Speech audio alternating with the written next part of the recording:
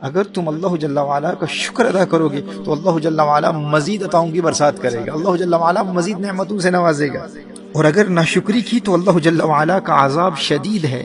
محترم ہے، اس شدید عذاب کی ایک دنیاوی صورت یہ ہے کہ جو تم حاصل کرنا چاہتے ہو اللہ جل وعلا وہ کبھی عطا نہیں فرمائے گا، اس سے محروم ہو جاؤ گے۔ اور جو پہلے سے حاصل ہے اول تو تم اس سے کبھی لطف اندوز ہی نہیں ہو سکو گے، اور بالآخر اس سے بھی محروم ہو جاؤ گے۔ لہٰذا جو کچھ اللہ جل وعلا نے پہلے سے عطا کر رکھا ہے اس پر غور کرو، اس سے لطف اٹھاتے رہو اور شکر بھی ادا کرتے رہو۔ میرے دوستو، اس کا فائدہ یہ ہوگا کہ اس نعمت سے تم لطف بھی اٹھاتے رہو گے، لطف اندوز بھی ہوتے رہو گے، اور پھر شکر کی برکت سے دنیا کی کوئی طاقت اس نعمت سے تمہیں محروم نہیں کر سکے گی۔ اور پھر دل میں جن چیزوں کی تمنا ہے جو حاصل نہیں ہے، شکر کی برکت سے اللہ جل وعلا تمہیں وہ بھی عطا کر دے گا۔ یہ اللہ کا اصول ہے، یہ اللہ کا قانون ہے۔ دیکھیے، آپ کے پاس ایک گھر ہے اور آپ چاہتے ہیں کہ آپ 10 مکانوں کے مالک بن جائیں۔ اب یہاں دو صورتیں ہیں، ایک یہ ہے کہ آپ اس ایک سے لطف اندوز بھی ہوتے رہیں اور اس پر اللہ جل وعلا کا شکر بھی ادا کرتے رہیں، اور دوسرا یہ ہے کہ جو 9 ہاؤسز آپ کے پاس نہیں ہیں آپ انہی کے حوالے سے فکر مند ہوتے رہیں اور گلے اور شکوے کرتے رہیں کہ بھائی فلاں کے پاس 10 گھر ہیں،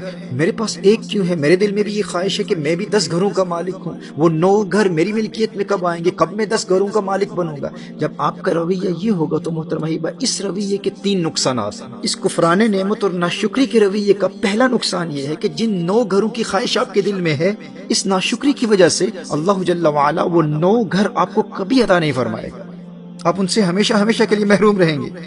اور دوسرا نقصان اس کفران نعمت اور ناشکری کے رویے کا یہ ہے کہ یہ جو ایک گھر آپ کی ملکیت میں پہلے سے ہے، اس سے بھی آپ کبھی لطف اندوز نہیں ہو پائیں گے۔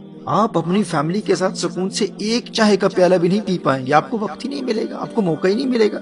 آپ کے ننھے بچے آپ کے ارد گرد کھیل رہے ہوں گے اور آپ کو ان کی ننھی مسکراہٹوں اور محبتوں سے کبھی لطف اندوز ہونے کا موقع ہی نہیں ملے گا، آپ کے پاس وقت ہی نہیں ہوگا، کیونکہ آپ کا دل اس ایک گھر جو آپ کی ملکیت میں پہلے سے ہے اس کی طرف راغب ہی نہیں ہوگا، اس کی طرف توجہ ہی نہیں ہوگی۔ آپ کے دل میں فقط یہی خواہش ہوگی کہ کب میں 10 گھروں کا مالک بنوں گا، کب وہ مزید 9 گھر میری ملکیت میں آئیں گے۔ آپ ان مزید 9 گھروں کے حصول کے لیے اندر ہی اندر کھوٹتے رہیں گے، پریشان ہوتے رہیں گے، اور جو ایک ہے اس سے کبھی لطف اندوز نہیں ہو پائیں گے۔ ناشکری کی وجہ سے اللہ جل وعلا کا یہ دوسرا عذاب ہے۔ اور یہاں میں ابھی آخرت کے عذاب کی بات نہیں کر رہا، یہ تو فقط دنیاوی عذاب ہے کہ دنیا میں انسان کس قدر پریشانی کی زندگی گزارتا ہے۔ اس منفی رویے کا تیسرا نقصان یہ ہے کہ وہ ایک مکان جو آپ کی ملکیت میں پہلے سے ہے اللہ جل وعلا بالآخر اس سے بھی آپ کو محروم کر دے گا۔ اللہ اکبر۔ یہ تو ایک صورت ہے، اور دوسری آپشن کیا ہے؟ یعنی ناشکری کریں گے تو یہ 3 نقصانات ہیں، یعنی جو اللہ جل وعلا نے آپ کو پہلے سے دیا ہوا ہے اگر آپ اس پر فوکس نہیں کرتے اور جو آپ کے پاس نہیں ہے اس پر فوکس کرتے رہیں گے تو اس کے یہ 3 نقصانات ہیں۔ لیکن دوسری صورت بھی ہے، وہ یہ ہے کہ جو اللہ جل وعلا نے آپ کو پہلے سے دیا ہوا ہے آپ اس پر فوکس کریں، آپ اس پر غور کریں اور اللہ جل وعلا کا شکر ادا کرتے رہیں۔ جو آپ کو پہلے سے حاصل ہے اس پر اللہ جل وعلا کا مسلسل شکر ادا کرتے رہیں۔ تو اس کے پھر 3 فوائد ہیں۔ ناشکری کے 3 نقصانات دنیاوی اعتبار سے بیان کیے، اب شکر گزاری کے 3 فوائد کیا ہیں وہ بھی سماعت فرما لیں۔ پہلا فائدہ یہ ہے کہ شکر کی برکت سے دنیا کی کوئی طاقت آپ کو اللہ جل وعلا کی اس نعمت جو اللہ جل وعلا نے آپ کو پہلے سے عطا کی ہوئی ہے اس سے محروم نہیں کر سکے۔ آپ کا وہ پہلا گھر جو آپ کے پاس پہلے سے موجود ہے، اس شکر کی برکت سے دنیا کی کوئی طاقت وہ گھر آپ سے نہیں چھین سکے۔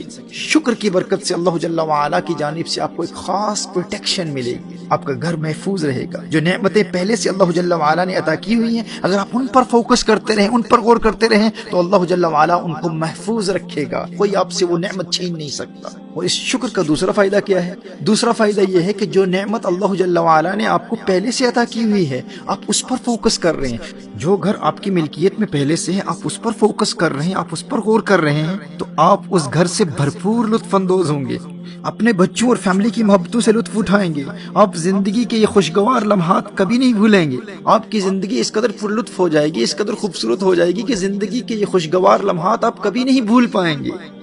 آپ کو ان شکر گزاری والے دنوں پر زندگی میں کبھی افسوس نہیں ہوگا، کیونکہ وہ زندگی کے حسین ترین لمحات ہوں گے۔ آپ کے پاس مال کم ہے، دولت کم ہے، مکان فقط ایک ہے، لیکن زندگی بڑی خوبصورت ہوگی، کیونکہ آپ شکر کی برکت سے اس ایک مکان جو آپ کو پہلے سے حاصل ہے آپ اس کو وقت دے رہے ہیں، آپ اس پر فوکس کر رہے ہیں، اپنی فیملی کو ٹائم دے رہے ہیں، اور ان چھوٹی چھوٹی خوشیوں کے ساتھ آپ اپنی تمام زندگی کو خوشگوار بنا رہے ہیں۔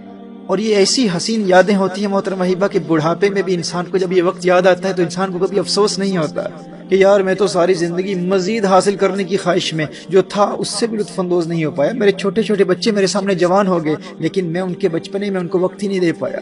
آپ کو کبھی اس بات کا افسوس نہیں ہوگا. آپ زندگی سے بھرپور لطف اٹھائیں گے. یہ شکر کا دوسرا فائدہ ہے. اور کفران نعمت اور ناشکری سے بچتے ہوئے جو ہے اس پر فوکس کرنے اور شکر گزار بندہ بننے کا تیسرا فائدہ کیا ہے؟ تیسرا فائدہ یہ ہے کہ جو اللہ جل وعلا نے عطا کیا ہے آپ اس پر راضی رہیں، شاکر رہیں.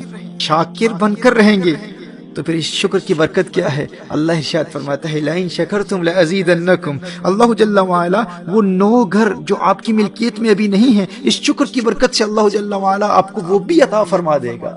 اگر آپ اس ایک پر فوکس کرتے رہیں گے، غور کرتے رہیں گے، اس سے لطف اندوز ہوتے رہیں گے اور اس پر اللہ جل وعلا کا شکر ادا کرتے رہیں گے تو ایک تو یہ ہے کہ اس سے لطف اندوز بھی ہوں گے، دوسرا یہ ہے کہ یہ محفوظ بھی رہے گا، اور تیسرا فائدہ یہ ہے کہ اللہ جل وعلا وہ 9 ہاؤسز بھی آپ کو عطا فرما دے گا. اللہ اکبر کبیر.